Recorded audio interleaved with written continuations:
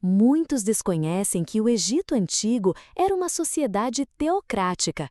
O faraó não era apenas um governante, mas era venerado como um deus vivo, filho do Sol Ra e intermediário entre o mundo terreno e o divino. Num império onde templos majestosos e colunas cobertas de hieróglifos anunciavam o poder dos deuses, um plano silencioso começava a se desenrolar longe dos muros de pedra: a libertação do povo hebreu escravizado há gerações. Os israelitas, filhos de Jacó, tinham chegado ao Egito em tempos de abundância. Com José ministra do faraó, houve décadas de paz e prosperidade. No entanto, com a morte daqueles que haviam estabelecido alianças políticas, surgiu um novo faraó, temeroso do crescimento numérico dos hebreus. Para conter uma possível rebelião, impôs trabalho forçado, tijolos, construção de cidades fortificadas, canteiros de obras incessantes e suas vidas reduzidas a massa e lama, sob sol escaldante e chicotadas implacáveis. Nesse cenário de opressão, Deus escolheu Moisés, filho adotivo da corte egípcia, mas educado como um pastor de ovelhas em Midian, para ser o instrumento de libertação. Sua profissão, antes humilde, cuidar de ovelhas, se tornaria a metáfora de seu ministério. Ele conduziria Israel como um pastor conduz seu rebanho. Foi então que no Monte Horebe, diante de uma sarça em chamas que não se consumia, Yahvé se revelou. Eu sou o que sou, disse o fogo que arde sem consumir, e estabeleceu uma aliança. Aquele que habitava no inextinguível ardor chamaria seu associado para uma missão extraordinária. Moisés ouviu. Vá ao faraó e diga-lhe, assim diz o Senhor, o Deus de Israel, deixe o meu povo ir para que me sirva. Êxodo 7:1. A simplicidade e a grandiosidade do comando contrastavam com a realidade. Ali, um pastor, relutante e inseguro, seria enviado ao coração do império mais poderoso da antiguidade. Com autoconfiança mínima e voz trêmula, ele respondeu: Quem sou eu para confrontar o faraó? Êxodo 6:30. Paulo, séculos depois, refletiria sobre esse mesmo conflito em si mesmo. Quando sou fraco, é que sou forte, segundo os Coríntios 12:10. Assim, a fraqueza humana se tornaria palco do poder divino.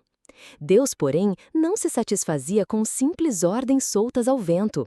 Ele reforçou a chamada com uma garantia: certamente estarei com você. Êxodo 3:12. Não era uma promessa vaga, mas um vínculo de presença contínua. A voz que ecoava do Monte Sinai não seria um eco isolado, mas um companheiro constante nas vielas do palácio de Mênfis. Para assegurar que o faraó não confundisse discursos, Deus deu a Moisés um porta-voz, Arão, seu irmão, líder nato, capaz de tornar visível o invisível. Antes de partir, Moisés recebeu instruções detalhadas. O cajado que usava para ovelhas serviria de instrumento para sinais miraculosos, capazes de convencer até o coração mais endurecido. Foi assim que aquele cajado, jogado diante dos sacerdotes, se tornou serpente viva, um símbolo claro de que não se tratava de mágica, mas de autoridade soberana sobre a criação.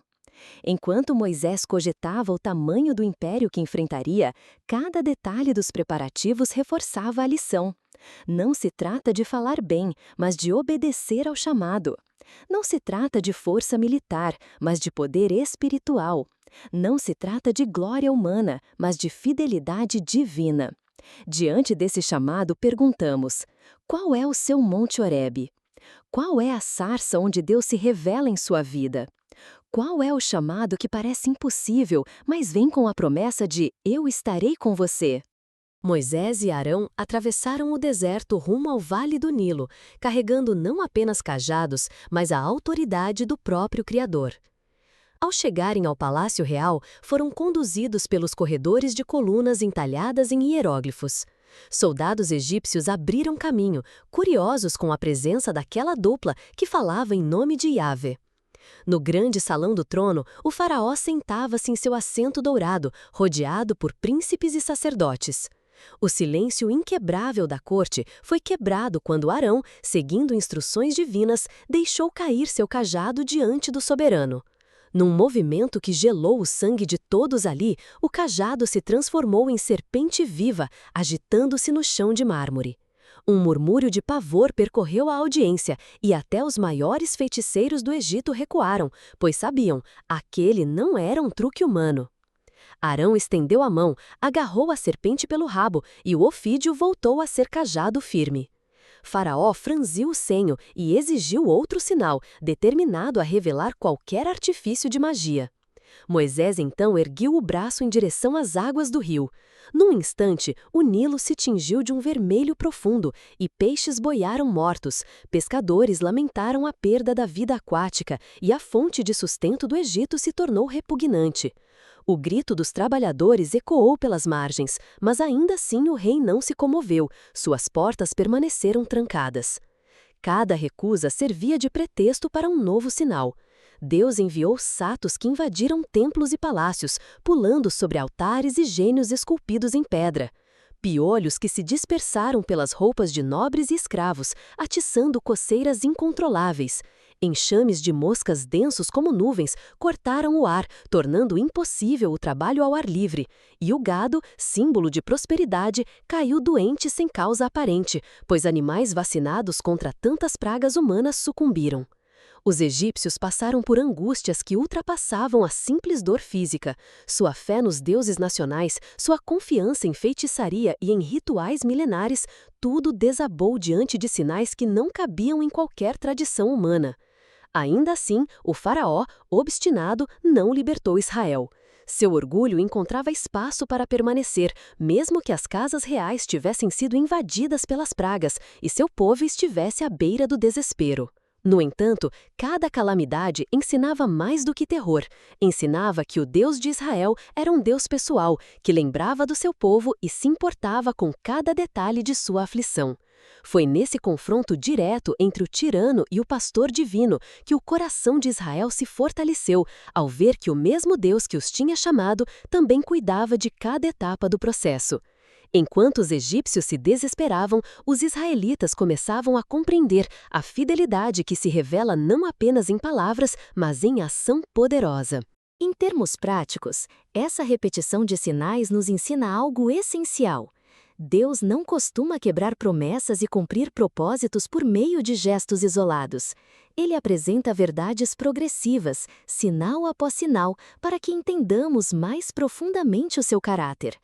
Na vida cotidiana, talvez não vejamos sapos ou o rio se tornar sangue, mas podemos reconhecer provas de cuidado divino nos sinais que se acumulam: porta que se abre, cura inesperada, alimento provido no momento exato.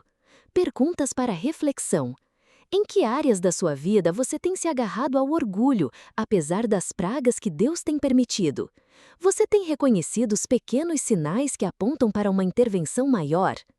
Enquanto o faraó ainda resistia, chegando ao ponto de decretar trevas totais, o acampamento de Israel brilhava com uma luz intangível, a luz da fé que descansa na promessa de presença constante.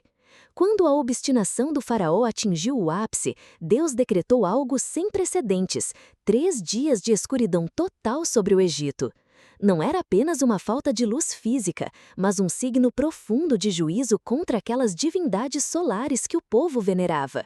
Imagine ruas vazias, templos silenciados e a corte real tateando como cegos, enquanto no acampamento de Israel uma claridade interna pulsava, pois sua lâmpada era a promessa viva de Yahweh. Nesse cenário de trevas, as famílias hebreias reuniam-se em suas moradas.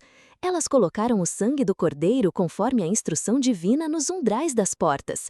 O sangue, um símbolo antigo de vida e aliança, funcionou como escudo contra o último e mais temido dos juízos, a morte dos primogênitos. Naquela noite fatídica, o silêncio foi quebrado pelo pranto das casas egípcias. Príncipes e camponeses choravam seus filhos. As muralhas do palácio ouviram lamentos que ecoaram como trovões na alma de um império. Foi um momento de extremo terror e tristeza, pois um golpe atingiu a espinha dorsal de uma cultura inteira. Mas, em contraste, as casas marcadas pelo sangue permaneceram intactas. Ao amanhecer, o faraó, exausto e desconcertado, finalmente cedeu. Saiam do meu povo, ordenou, sua voz fria agora carregada de medo e respeito. Êxodo 12:31. Moisés e Arão tornaram-se figuras heróicas, haviam exposto a futilidade do poder terreno e revelado a supremacia do Deus de Israel. Enquanto o povo se preparava para partir, uma cena carregada de simbolismo se desenrolava. Nos celeiros e depósitos, escravos hebreus recolhiam seus pertences.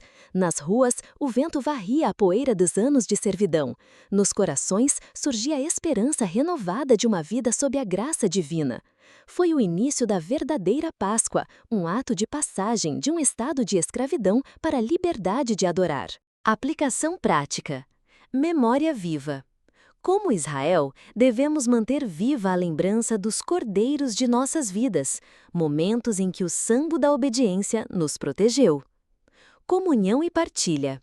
A libertação de Israel é um convite à comunidade. Não caminhamos sozinhos, mas lado a lado, marcados pelo mesmo sinal de fé. Transição de poder. Assim como o poder egípcio foi extinto, devemos deixar para trás antigas prisões, medos, vícios, julgamentos e avançar rumo à liberdade divina. Hoje, quando encaramos nossos faraós, sejam eles chefes autoritários, crises de saúde ou vozes interiores de dúvida, lembramos que o Deus que frigiu o Nilo e enviou trevas também quebra correntes invisíveis. Perguntas para reflexão. Qual marca de sangue você precisa aplicar à sua porta hoje? Quem são os Arões ao seu lado fortalecendo sua fé? De que servidões você precisa partir para viver em liberdade?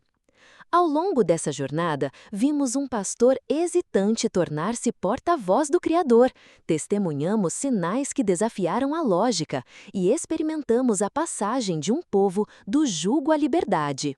Cada praga, cada momento de trevas e cada casa marcada pelo sangue do Cordeiro revelam um Deus que não apenas fala, mas cumpre suas promessas de forma extraordinária.